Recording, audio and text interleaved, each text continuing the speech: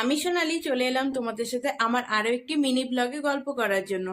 তো আজকে দিনটা হচ্ছে সোমবার। তো বাবুকে নিয়ে আর বৌদিদের সাথে একটু বাইরে বেরোচ্ছি, চারমিনারেই যাব। তো চলো আজকে তোমাদেরকে অবশ্যই নিয়ে যাবো। বাবু, বাবান।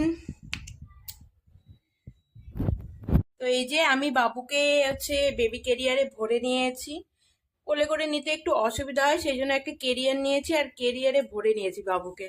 তো চলো একেবারে চারমিনারে গিয়ে তোমাদের সাথে দেখা হচ্ছে।